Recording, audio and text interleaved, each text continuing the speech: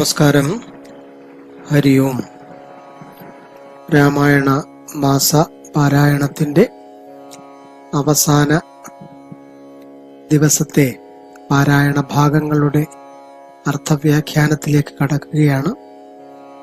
കർക്കിടകം 31-ാം ദിനത്തില് നമ്മുടെ രാമായണ മാസപാരായണം കാലം കൂടുന്ന ധന്യമായ ദിവസമാണ്. എല്ലാവരും സ്വഗൃഹങ്ങളില് പട്ടാഭിഷേകം വായിച്ച് രാമായണ മാസപാരായണം ഇന്ന് അവസാനിപ്പിക്കുക. ഇന്ന് വായിക്കേണ്ടതായ ഭാഗങ്ങൾ: രാജ്യാഭിഷേകം, പിന്നെ വാനരാദികൾക്ക് ഭഗവാൻ കൊടുത്ത അനുഗ്രഹം, രാമായണ മഹാത്മ്യം തുടങ്ങിയ ഭാഗങ്ങളാണ്. അതിൽ രാജ്യാഭിഷേകം എന്ന ഭാഗത്താണ് ശ്രീരാമ പട്ടാഭിഷേകം വരിക. യുദ്ധം പറഞ്ഞ ഭരതനെ കണ്ടവരെത്രയും പാരം പ്രശംസിച്ചു വാഴ്ത്തിനാർ എന്ന ഭാഗം മുതൽ പാരായണം ആരംഭിക്കണം. വളരെ ലളിതമായ പദങ്ങളാണ് ഈ ഇന്നത്തെ പാരായണ ഭാഗത്തിലുള്ളത്. അങ്ങനെ ഭഗവാൻ എല്ലാവരോടും പറയുകയാണ്: മാനസേ ഖേദമുണ്ടാകരുതാർക്കുമേ, ഞാൻ അയോധ്യാധിപനായി വസിക്കാമല്ലോ.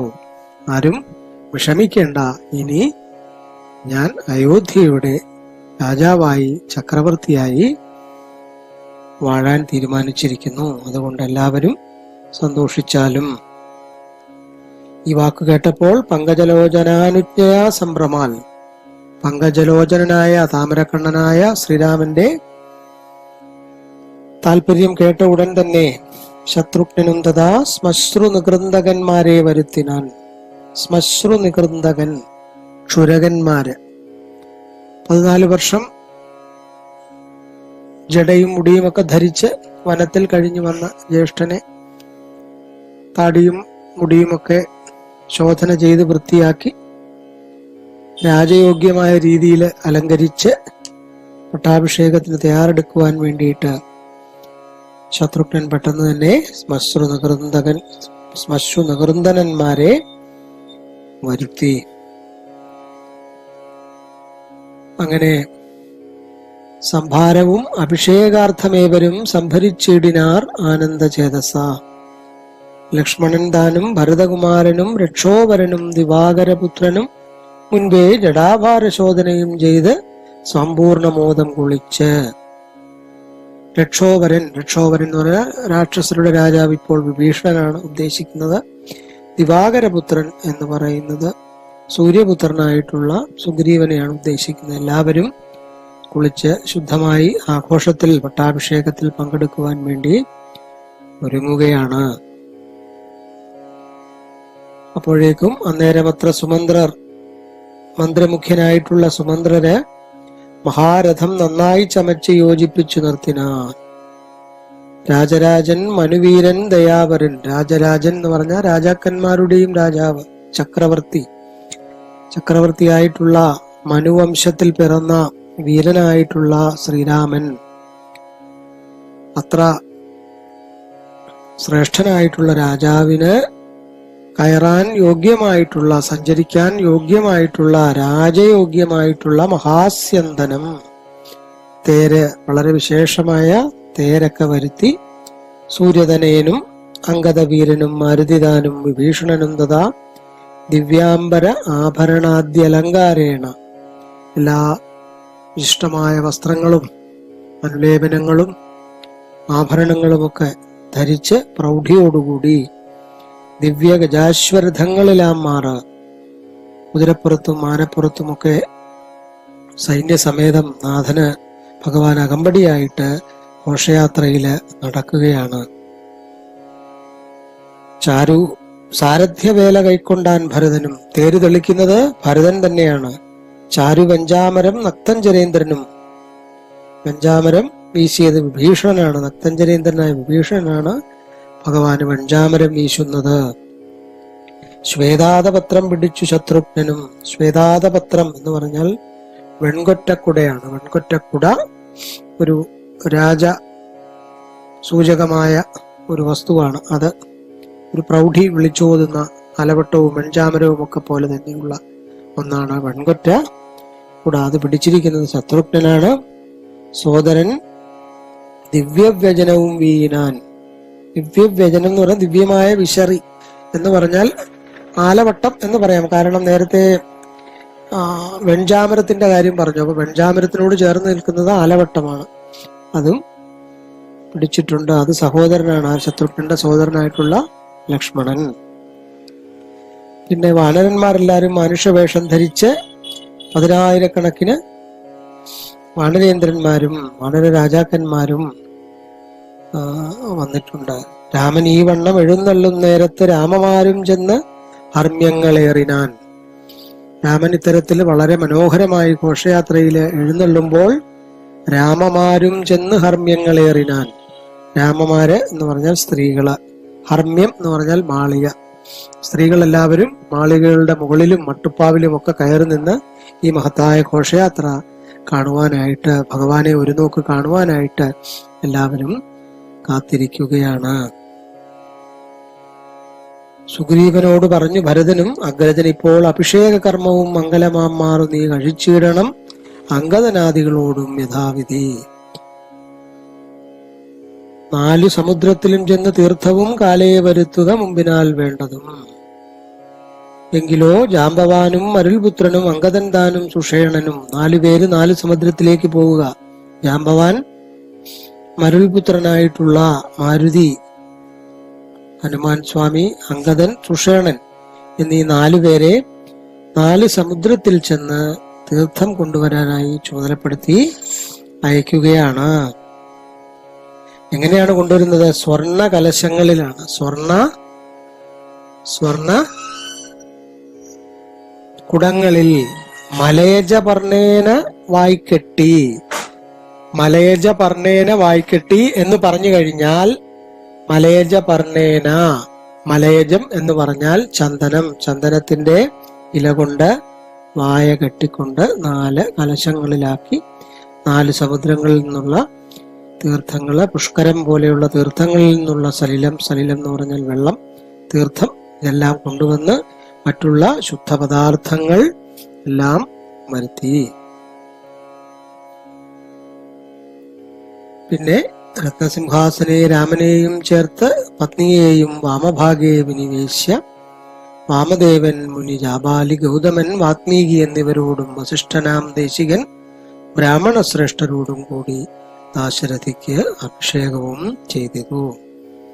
രത്ന നിർമ്മിതമായ സിംഹാസനത്തിൽ സീതാദേവിയെ തന്റെ ഇടതുഭാഗത്തിരുത്തിക്കൊണ്ട് വാമദേവൻ, ജാബാലി, ഗൗതമൻ, വാത്മീകി എന്ന 4 ഋഷീശ്വരന്മാരോടു കൂടെ ചേർന്നുകൊണ്ട് ബ്രാഹ്മണ ശ്രേഷ്ഠരുടെ സഹായത്തോടുകൂടി കുലഗുരുവായിട്ടുള്ള വസിഷ്ഠനാണ് രാമന് അഭിഷേകം നിർവഹിച്ചത്. ശേഷം പൊന്നിൻ കലശങ്ങൾ 1008 സ്വർണ കലശങ്ങളില് തീർത്ഥമെല്ലാം നിറച്ചുവെച്ച് അന്യൂന ശോഭം, ഒരു ശോഭയും കുറയാതെ ജപിച്ചാർ മറകളും വേദസൂക്തങ്ങളൊക്കെ ജപിച്ച് കലശങ്ങളൊക്കെ ചൈതന്യപ്പെടുത്തി വിധിയാമണ്ണമുള്ള പൂജകളും മറ്റു കാര്യങ്ങളുമൊക്കെ ചെയ്ത് വളരെ മനോഹരമായ പട്ടാഭിഷേക ദൃശ്യമാണ് അവിടെയുള്ള ജനങ്ങൾക്ക് കണ്ണിന് വളരെ ആനന്ദകരമായ ദൃശ്യം അയോധ്യാവാസികളെല്ലാവരും കണ്ടു. എല്ലാവരും വന്ന് ഭഗവാനോട് ഒരിക്കൽ കൂടി നന്ദി പറയുകയാണ്. ആദിത്യ രുദ്ര വസു പ്രമുഖന്മാരും ആതിഥേയോത്തമന്മാരും അത് നേരം എല്ലാവരും വന്ന് ആശരവംശ വിനാശനാകിയ രാക്ഷസകുലത്തെ മുച്ചൂടും മുടിച്ച ഭഗവാനെ എല്ലാവരും ഓരോരുത്തരായി വന്ന് പ്രശംസിക്കുകയും അവരുടെ കൃതജ്ഞത അർപ്പിക്കുകയും ചെയ്യുകയാണ്. പിതൃക്കളും പിതൃക്കളും ശ്രീരാമഭദ്രനെ ചിത്തമഴിഞ്ഞ് പുകഴ്ന്നു തുടങ്ങിനാർ. ദുഷ്ടനാം രാവണൻ നഷ്ടനായാൻ ഇന്ന് തുഷ്ടരായി വന്നിത് ഞങ്ങളും ദൈവമേ. എന്നിട്ട് പിതൃക്കൾ പറയുന്നു, പിണ്ടോദകങ്ങൾ അതിക്കായ കാരണം ദണ്ഡവും തീർന്നത് ഞങ്ങൾക്ക് ദൈവമേ. ഈ 2 വരികളെ കുറിച്ച് പറയാതിരിക്കാൻ നിർവാഹമില്ല. മലയാള ഭാഷയിൽ ഇന്നോളം അച്ചടിച്ചിട്ടുള്ള എല്ലാ അധ്യാത്മരാമായണ പുസ്തകങ്ങളിലും പിണ്ടോദകങ്ങൾ ഉദിക്കായ കാരണം എന്നാണ് അച്ചടിച്ചു വെച്ചിരിക്കുന്നത്. ആലോചിച്ച് നോക്കൂ, പിണ്ടം ഉദകം പിണ്ടമെന്ന് പറഞ്ഞാൽ അന്നം, ഉദകമെന്ന് പറഞ്ഞാൽ പിണ്ടത്തോടൊപ്പം പിതൃക്കൾക്ക് ചേർത്ത് നൽകേണ്ട ജലാഞ്ജലി, അതാണ് ഉദകം. ഈ പിണ്ടവും ഉദകവും എങ്ങനെയാണ് ഉദിക്കുന്നത്? ഇവ ആകാശഗോളങ്ങളാണോ, ഖഗോളങ്ങളാണോ ഉദിക്കുകയും അസ്തമിക്കുകയും ഒക്കെ ചെയ്യാൻ? ആരോ പണ്ട് അച്ചു നിരത്തിയപ്പോൾ വന്നുപോയ ഒരു മണ്ടത്തരം നമ്മൾ മലയാളികളെല്ലാം വർഷങ്ങളായി ഇങ്ങനെ പറഞ്ഞുകൊണ്ടേയിരിക്കുന്നു. പിണ്ടോദകങ്ങൾ ഉദിക്കായ കാരണം. മലയാളത്തിലെ ഒട്ടുമിക്ക എല്ലാ പ്രസാധകരുടെയും രാമായണ പുസ്തകങ്ങൾ എടുത്തു നോക്കൂ. അതിൽ പിണ്ടോദകങ്ങൾ ഉദിക്കായ കാരണം എന്നാണ് എഴുതി വച്ചിരിക്കുന്നത്. ശുദ്ധ സംബന്ധമാണ്. പിണ്ടോദകങ്ങൾ അദിക്കായ കാരണം. അദിക്കുക എന്ന് പറഞ്ഞാൽ ഭക്ഷിക്കുക എന്നാണ്. ദുഷ്ടന്മാരായ അസുരന്മാര് ശക്തന്മാരായിരുന്നത് കൊണ്ട് പിതൃക്കൾക്കൊക്കെ കൊടുത്തിരുന്ന ഭക്ഷണം അവർക്ക് ലഭിക്കുകയുണ്ടായിരുന്നില്ല. അങ്ങനെ പിണ്ടകവും ഉദകവും ഒന്നും ഞങ്ങൾക്ക് ഭക്ഷിക്കാൻ കിട്ടിയിരുന്നില്ല. അതെല്ലാം ദുഷ്ടനായ രാവണൻ മരണപ്പെട്ടു പോയതോടുകൂടി അങ്ങയുടെ ശരം കൊണ്ട് രാവണൻ നിഗ്രഹിക്കപ്പെട്ടപ്പോൾ പിണ്ടകവും ഉദകങ്ങളും ഒക്കെ ഞങ്ങൾക്കിപ്പോൾ ഭക്ഷിക്കാൻ ലഭിക്കുന്നുണ്ട് ഭഗവാനെ എന്ന് നന്ദി പറയുകയാണ് പിതൃക്കള്. അപ്പോൾ അത് നമ്മൾ ശ്രദ്ധിക്കുക.